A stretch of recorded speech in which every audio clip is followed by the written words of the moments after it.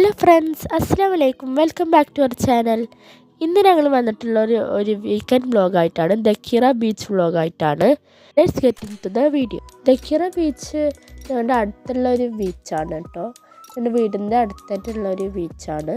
നല്ല പീസ്ഫുള്ളായിട്ടും നമുക്ക് ഫാമിലിയൊക്കെ ആയിട്ട് എൻജോയ് ചെയ്യാൻ പറ്റിയ ഒരു പ്ലേസ് തന്നെയാണ് ദക്കിറ ബീച്ച്.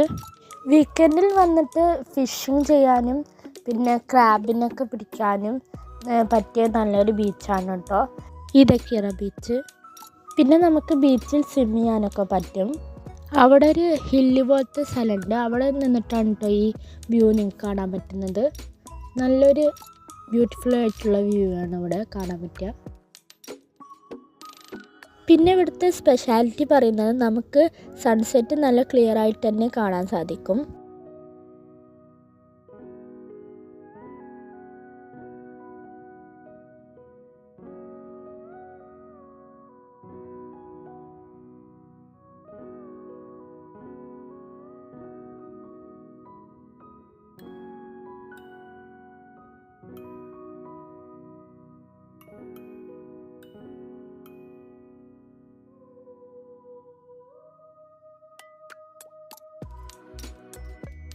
ഇതാണ് കേട്ടോ നമ്മൾ ആ ഹില്ലിൻ്റെ മുകളിൽ നിന്നിട്ട് താഴെയുള്ള വ്യൂ. ഈ ബീച്ചിൽ വന്നാൽ നിങ്ങൾക്ക് നേച്ചറിൻ്റെ ബ്യൂട്ടി നന്നായിട്ട് തന്നെ ആസ്വദിക്കാൻ പറ്റും. നല്ലൊരു ബീച്ചാണ് തന്നെയാണ് കേട്ടോ ഈ ദക്കിറ ബീച്ച്.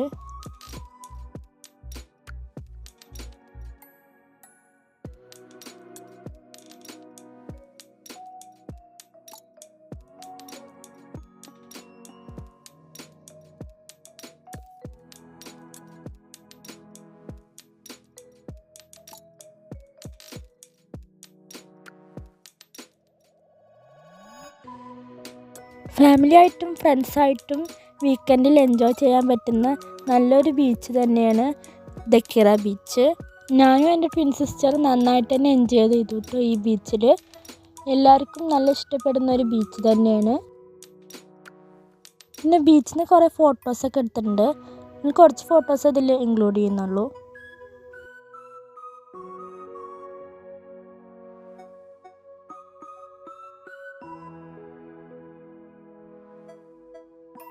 ഈ ബീച്ചിൽ കുട്ടികൾക്ക് കളിക്കാനായിട്ട് 2 പാർക്കുണ്ട് കേട്ടോ. പാർക്കത്തെ വീഡിയോസൊന്നും ഞങ്ങൾ ഇതിൽ എടുത്തിട്ടില്ല കേട്ടോ. പിന്നെ കുട്ടികൾക്കും അഡൽസിനും എന്തായാലും എൻജോയ് ചെയ്യാൻ പറ്റിയ ഒരു ബീച്ച് തന്നെയാണ് ദക്കിറ ബീച്ച്.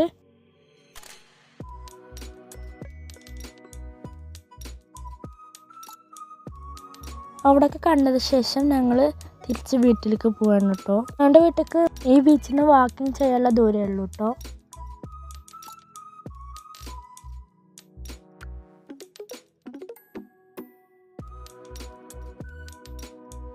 വാക്കിംഗ് ചെയ്യാനും സൈക്ലിംഗ് ചെയ്യാനും പറ്റിയ ഒരു നല്ലൊരു ബീച്ചാണ് ദക്കിറ ബീച്ച്. സൈക്ലിംഗ് ചെയ്യാൻ സൈക്ലിംഗ് ട്രാക്ക് സെപ്പറേറ്റ് ആയിട്ടുണ്ട് കേട്ടോ. അപ്പോൾ വീക്കെൻഡിൽ എല്ലാവരും ഫാമിലിയോടെ ഫ്രണ്ട്സിൻ്റെ ഒപ്പം എന്തായാലും മസ്റ്റായിട്ട് വന്നിട്ട് കാണണം ഈ ബീച്ച്. Thanks for watching.